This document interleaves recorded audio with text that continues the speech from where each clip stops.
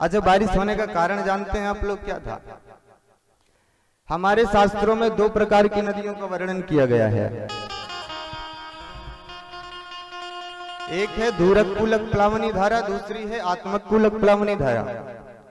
दूरकूलक प्लावनी धारा वो है जैसे गंगा, जमुना, व्यास, नर्मदा, चिनार, झेलम, रावी, तृष्णा, अलकनंदा, मंदाकिनी, सरजू, ये सब ब्रह्म सरिताएं यह है दूरकूलक प्लावनी धारा।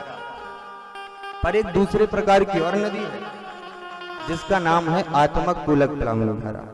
दूरकूलक प्लावनी धारा वो है जो दूर के किनारों से बहती है। जैसे अभी हमें गंगा में स्नान करना हो तो हमें यहाँ से गंगा के तट तक जाना होगा। गंगा हमें यहाँ नहलाने नहीं आ सकती हैं, हमें खुद उनके पास चल के जाना होगा। जाना होगा या नहीं? गंगा जी तो यहाँ नहीं आ सकती। दूरकूलक प्लावनी धारा जितनी है उनमें हमें स्नान करने के लिए उनके पास तक चल के जाना होता है, लेकिन आत्मकूलक प्लावनी धारा जो है वह हमें स्नान कराने के लिए हमारे घर तक आ जाती है। वो नदी कौन सी है? श्रीमद् भागवत की दिव्य सलीला, श्रीमद् भागवत की अद्भुत नदी। झंझट कल क्या हुई कि श्रीमद् भागवत की अद्भुत नदी तो बहने वाली थी।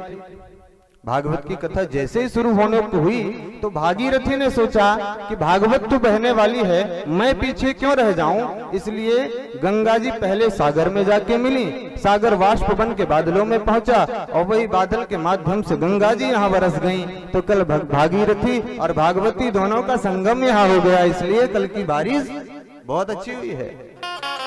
बोलो जय श्री कृष्ण।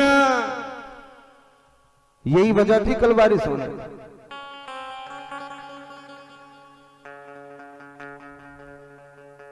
दोनों के संगम के बिना नहीं चलेगा।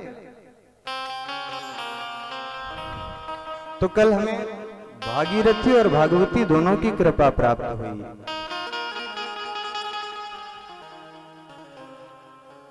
एक बात और है, किसी भी यज्ञ में आप देखेंगे तो कहते हैं पंडित जी लोग सभी कहते हैं कि यज्ञ होने के बाद यदि वृष्टि हो जाए, यज्ञ होने के बाद यदि वृष्टि हो जाए, जल बारिश हो जाए, तो वह यज्ञ सफल माना जाता है।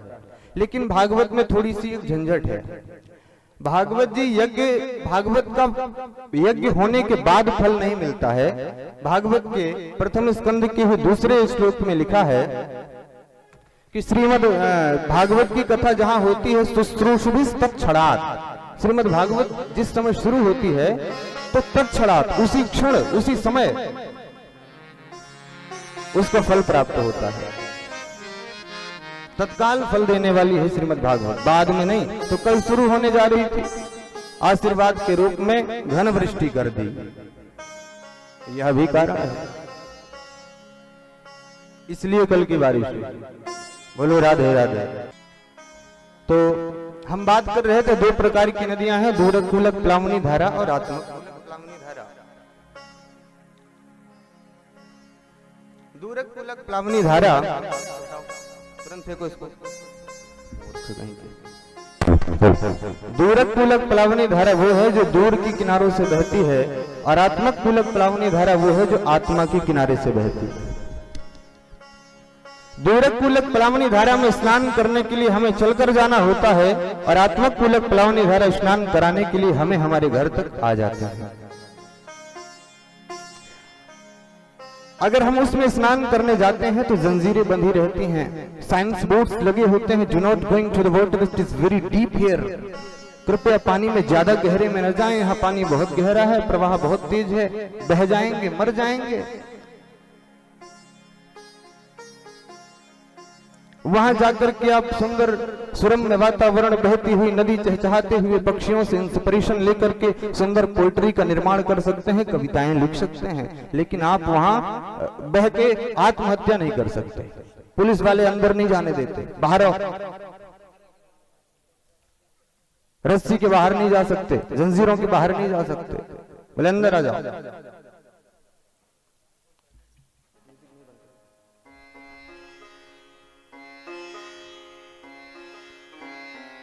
वहां आप जाकर के सुंदर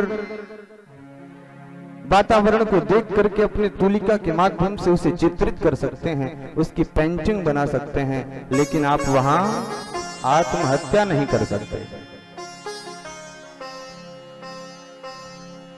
मैं कहना यह चाहता हूं कि वहां नहाने वाला यदि उसमें डूब गया तो वो मर जाएगा।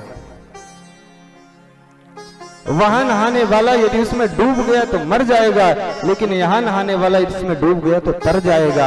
यह इसकी मुख्यता है, यह इसका स्पेशलाइजेशन है। यहां डूबने वाला मरेगा नहीं, तर जाएगा। यहां तैरना मंगल में नहीं है, यहां डूबना मंगल में है। आप कथा में कितने गहरे डूब गए।